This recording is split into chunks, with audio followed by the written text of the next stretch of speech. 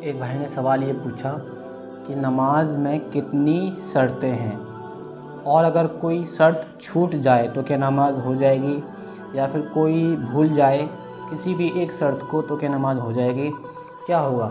نماز میں کتنی شرط ہیں، کوئی شرط چھوٹ جائے تو کیا نماز ہوگی، کیا کوئی انجانے میں کوئی شرط بھول گیا تو کیا نماز ہو جائے گی؟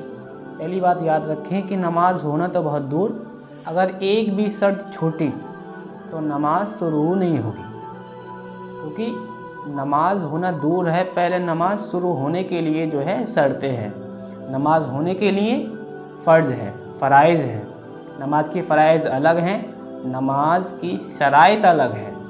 شرائط مطلب آپ جب نماز پڑھو گے تو نماز پڑھنے کے لیے، کھڑے ہونے کے لیے، تکبیر تحریمہ پڑھنے کے لیے بھی شرطیں ہیں، اگر اس میں سے ایک بھی شرط چھوٹی آپ کی نماز شروع نہیں ہوئی، ہونا تو بہت دور شروع ہی نہیں ہوگی۔ اب کتنی شرطیں ہیں نماز کی؟ تو نماز میں 6 شرطیں ہیں، یعنی نماز جب آپ شروع کرو گے نا اس سے پہلے بھی آپ پر 6 قانون ہیں، اگر وہ آپ میں پائے گئے، 6 باتیں آپ کے اندر پائی گئیں تو وہ جو ہے آپ کی نماز ہو جائے گی۔ اب سب سے پہلی ہے طہارت، طہارت بولتے ہیں پاکی کو۔ اب کیا کیا پاک ہونا؟ پہلی بات تو جو بھائی نماز پڑھ رہا ہے یا پھر جو بہن پڑھ رہی ہے وہ پاک ہو۔ دوسری بات پاکی میں ہی ہے، یعنی طہارت میں ہی ہے، جو وہ کپڑے پہنا ہوا ہے وہ بھی پاک ہو۔ اور تیسری بات جس جگہ پڑھ رہا ہے، کمرے میں، مسجد میں یا پھر کہیں اور یا راستے میں، تو وہ جگہ پاک ہو۔ ان تینوں میں سے اگر ایک بھی چیز ناپاک ہوئی تو نماز نہ ہوئی۔ پہلی طہارت، یہ شرط۔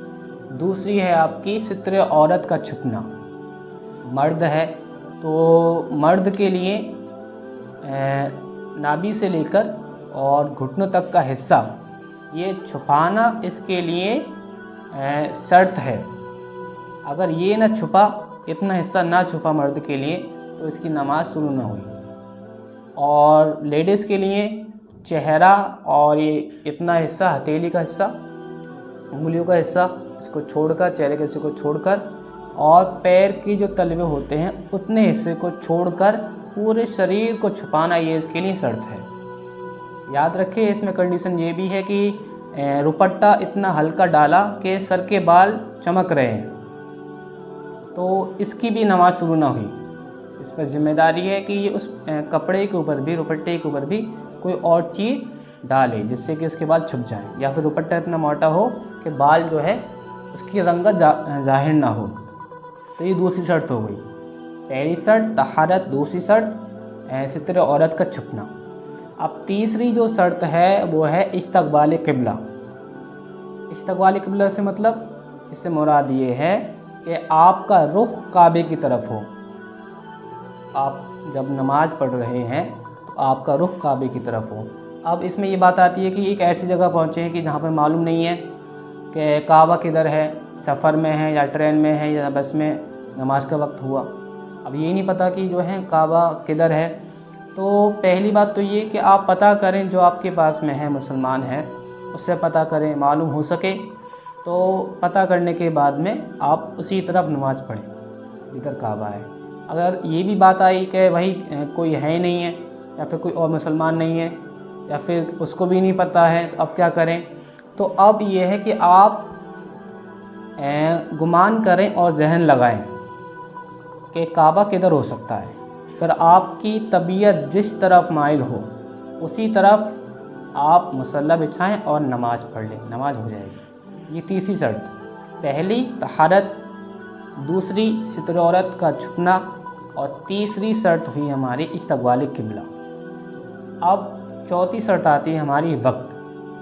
اب وہ وقت شروع نہ ہوا اور کسی نے پڑھ دی فجر کی نماز تو اس کی نماز ہوئی نہیں۔ وقت ظہر کا شروع نہیں ہوا، اس نے ظہر کی نماز پڑھ دی تو ظہر کی بھی نہیں ہوئی۔ تو وقت کا ہونا بھی یہ شرط ہے نماز کے لیے، یہ ہماری چوتھی شرط۔ پانچویں جو شرط ہے وہ ہے آپ کی نیت۔ اب نیت سے مراد کیا ہے؟ نیت بولتے ہیں دل کے ارادے کو۔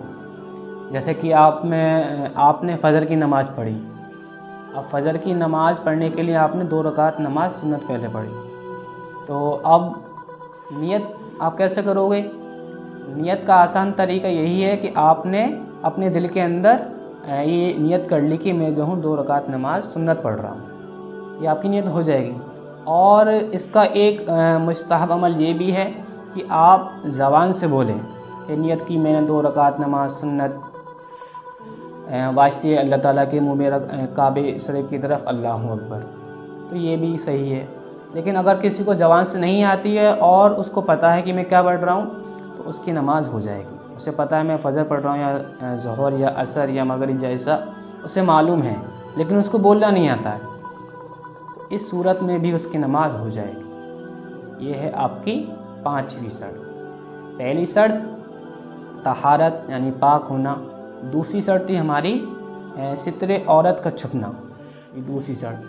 तीसरी शर्त थी हमारी इस्तक़बाल क़िबला यानी काबे की तरफ रुख होना। चौथी शर्त थी हमारी वक्त।